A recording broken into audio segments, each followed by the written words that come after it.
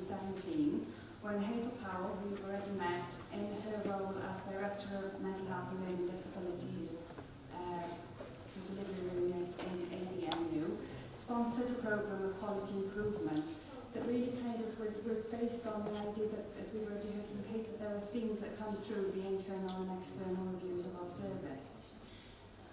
At the time, ABM was split into 3 localities, Bridgend, Neath, Talbot and Swansea, and Hazel met with the senior managers and clinicians in each of those localities to talk to them about the idea of developing a programme of quality improvement, with the message into each of the localities that how you develop this is very much based on your locality need. So in this case study, I'm going to tell you a little bit about the work that we've done in Bridgend. I'm going to briefly touch on what we did, what we achieved, what we learned, and what we're going to do next. And it's really great to see so many of my colleagues from Bridgend and Swansea Bay that have been part of this work in the audience today.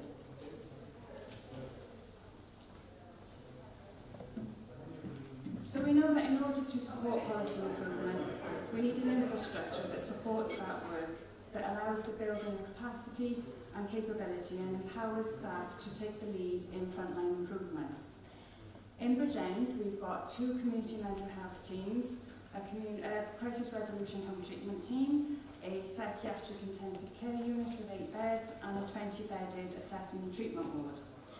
What we did is we spoke with the team managers of the 5 clinical teams and asked them to nominate people that they thought would be energised and enthusiastic about getting involved in some change processes.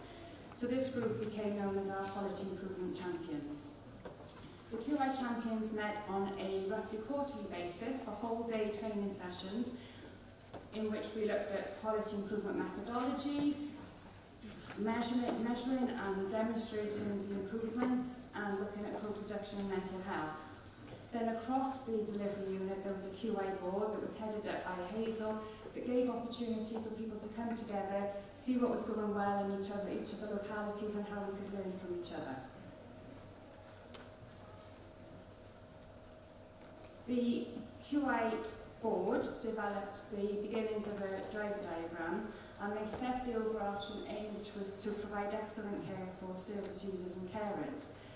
The QI board then also set the primary drivers around organisation of care and ward processes, patient experiences, staff knowledge and competencies, and environments. It was then down to each of the localities to think about their own secondary drivers and what would fit best for their services. So to give an example there, within Bridgend, in terms of organisations of care and ward processes, we were thinking about how we look at our documentation and our transfers of care. So our ideas of change around these areas was to review our admission paperwork on admission to our acute assessment and treatment ward, and to think about discharge in terms of how we produced a kind of a summary, if you like, for the people that were being transferred back to locality wards from our PICU, and also how we improve the quality and accuracy of our electronic transfers of care out of our acute ward.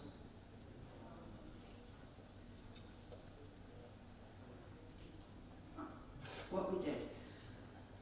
We used a range of methodologies.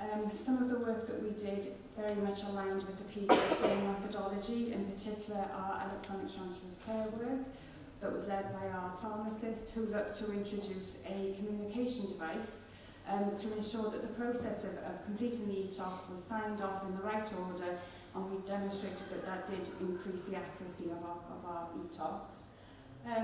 We also did, as I said, the work in PICU, looking at the transfer of care document in order to create it and implement it. Went through a number of cycles of change to revise it, took feedback from the locality wards that patients were being transferred to in order to make something that was meaningful for both service users and the receiving clinical teams.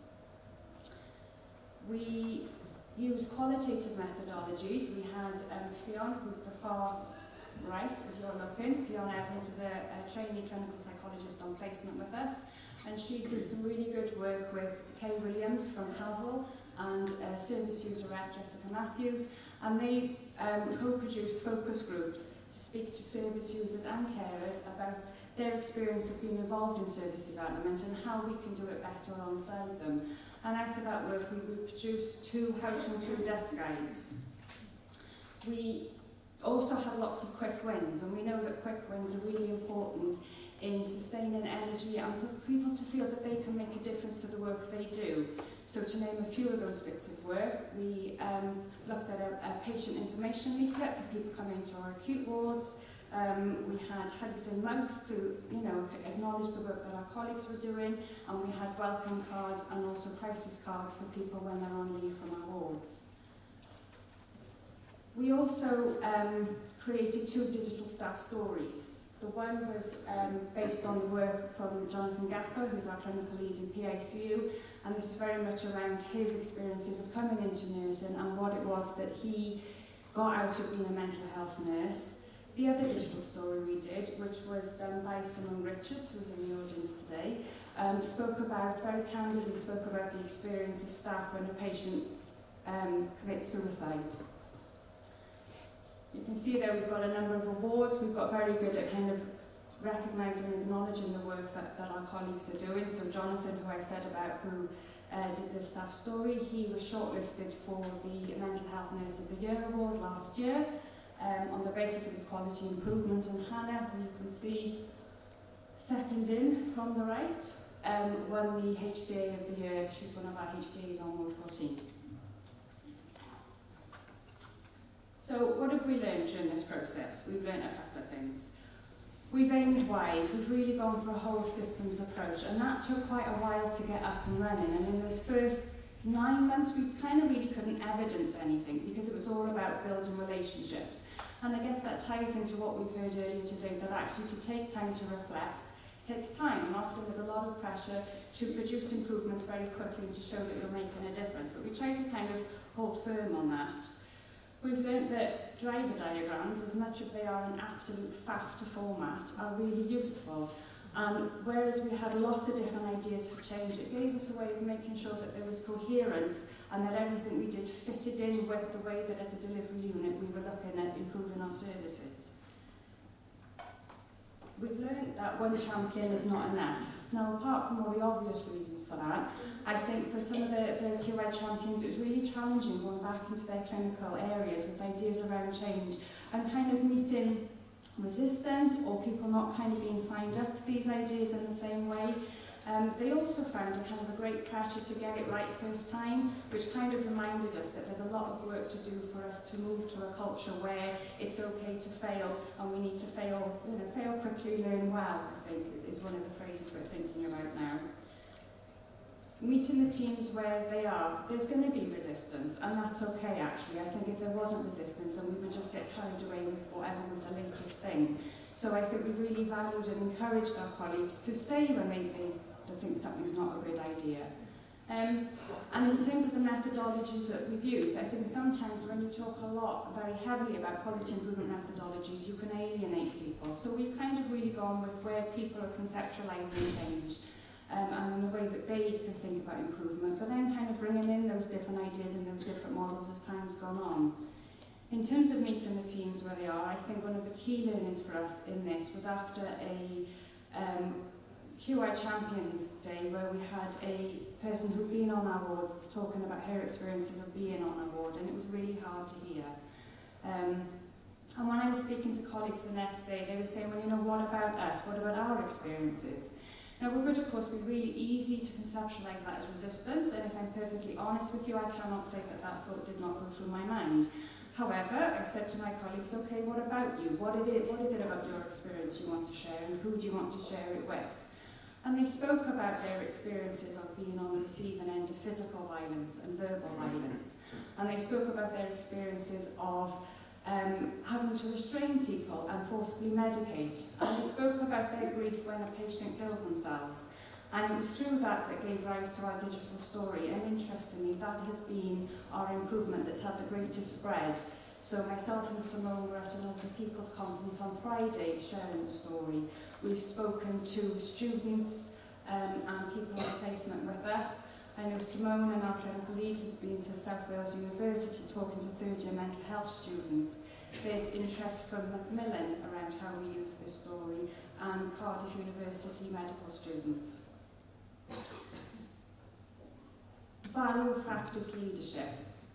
This isn't about devolving quality improvement just to frontline staff.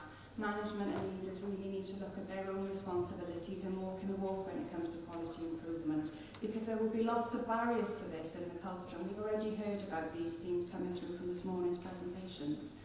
But we can't just expect frontline staff to be able to change everything, and neither would that be appropriate. So strong leadership who are also grounded in the methodologies and the principles of quality improvement is really key. But co-production at the centre. I can't say we've got this nailed down by any stretch of the imagination, but we are doing it better than we were 18 months ago. So senior colleagues frequently go to the service user network, they go to the carers forum. We did have a patient experience group, which has now been renamed as our people's experience group, and that's headed up by our head of nursing, Mikey James.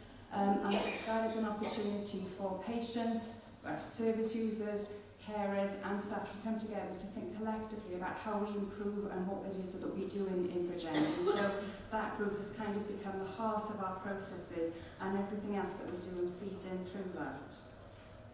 We've learned to celebrate, and I think Hazel's taught us this, because during our time with ABM we had 2 celebration events which gave us an opportunity to join with colleagues from Port Talbot and Swansea and to share the work that we were doing. It also gave colleagues an opportunity to present posters and to stand up and give speeches and kind of take us all out of our comfort zone. And with that, we've also got much better at tweeting. Tweeting. Makes me feel very old. Okay, so where do we go next? In April of this year, Bridgend locality became part of COMTAF. We were very keen not to lose the momentum of the work that we've done, and I think it's fair to say we haven't. We have widened this out now to think about our colleagues in older people services and rehabilitation services so that it has a true locality feel to it. We've also been really well supported by colleagues in both health boards actually over the time that are in the quality improvement departments within the respective health boards. So what we're working on at the moment is a quality improvement strategy that makes really kind of bold statements about how we want to take this forward over the next 3 years, on what it is we value about leadership and human factors, and about co-production, and how we think about looking after staff, because we know the more compassionate we are with each other, the more compassionate staff are going to be with patients. You know, it's reciprocal relationships. We've set up a community of practice. So we encourage people to complete their IQT branch training, to get involved with the work that's going on in their clinical teams, and then to join, and we're doing this, I think it's roughly quarterly again. And we're actually now in January going to be launching a quite ambitious training programme, I guess, that amalgams the training from safe and effective, transforming safe and effective care with IQT Silver, which I know is changing shortly. But that's over a 6-month period, and we're looking to run 2 cohorts next year, and it gives people the opportunity to take time to think about how their own values shows itself in their clinical work and in any improvement work they're doing. What are the factors that get in the way to them being the kind of nurses or social workers or occupational therapists that they want to be?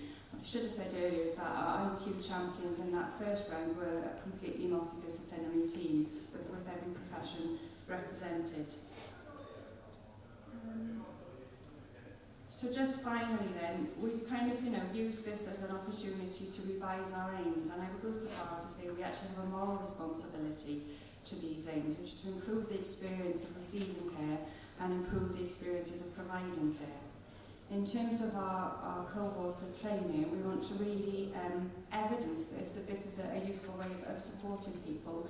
And bearing in mind what I was saying about one QI champion isn't enough, we've encouraged the clinical teams to send at least 2 members of their team so that they can work together and collaborate on improvement work in their clinical team. So we're hoping that by January, we're aiming that by January 2021 we'll have evidenced improvements in at least 10 clinical teams within the locality. So just to end with a quote from Thomas Edison of light bulb fame, there is a better way to do things, so let's find them. Thank you.